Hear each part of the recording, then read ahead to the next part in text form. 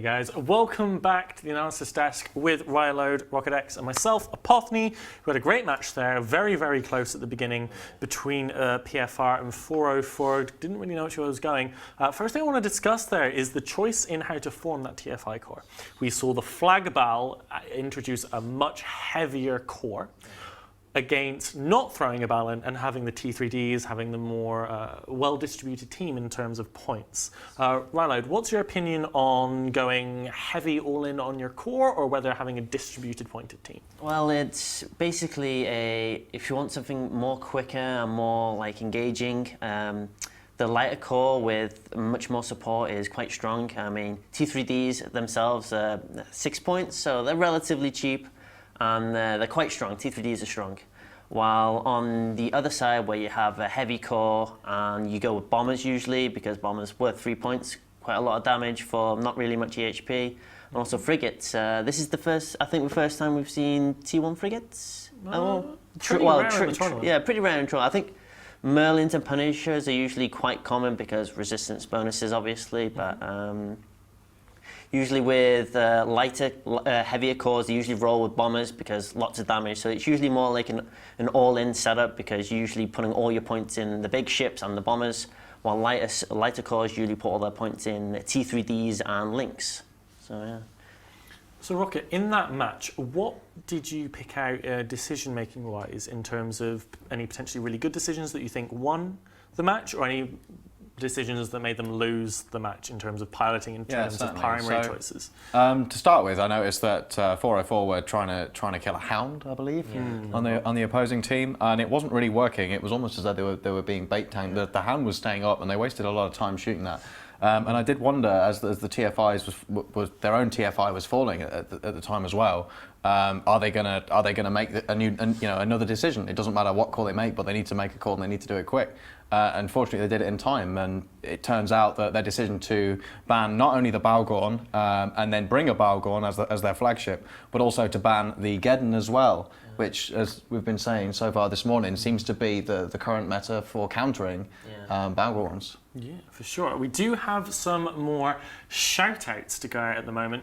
Biohazard, for example, is our man running tech across the planet from us, but we're pretty sure he has like 10 arms doing different things, running all the tech and still chatting in about 10 different chat channels at once, making sure the stream goes through as well as it is. So massive thank you to Biohazard.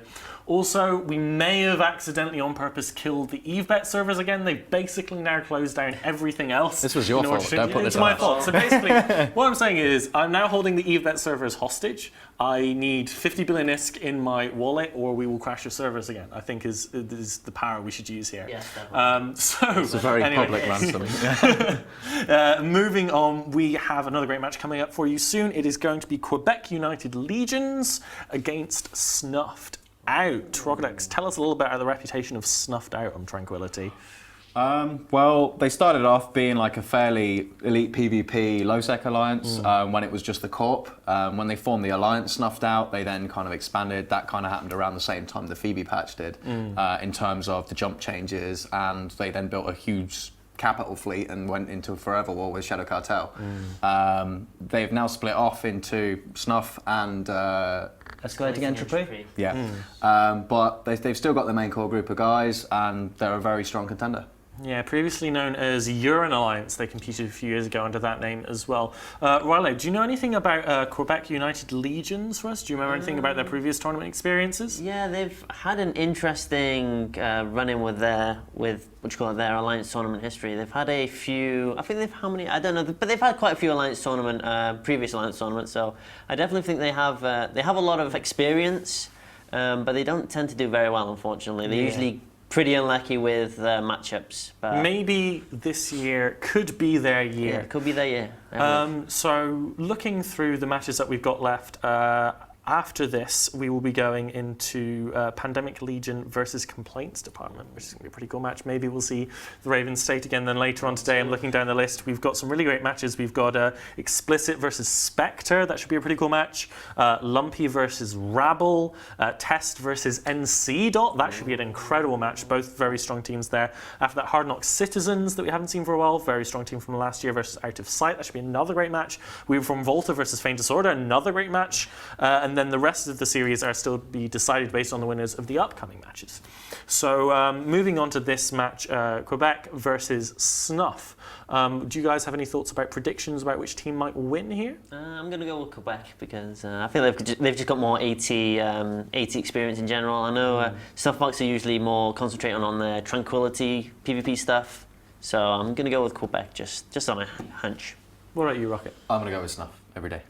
Yeah, well, I think that given that Snuff can't use Project Mayhem and Waffles as a meat shield, they may not do as strong in the Alliance tournament here. In the AT, right? Yeah, no bat phoning in the AT. So I'm going to go with Quebec United Legions. Before we go into the match, however, we do have a few minutes. So let's briefly discuss what we've seen so far today in terms of piloting, because it's one of the big aspects of this one a lot of people miss. I feel that so far today we've seen a lot of setups that aren't very high execution, if you will. Yeah. You know, the old Hydra Reloaded, RT Sleps and kiting setups, as I think you mentioned earlier that we haven't seen many of. Do you think that that's to be expected for the first weekend by teams that are a bit less confident in their abilities, or do you think it's just a case of, you know, foolproof setups, as it were?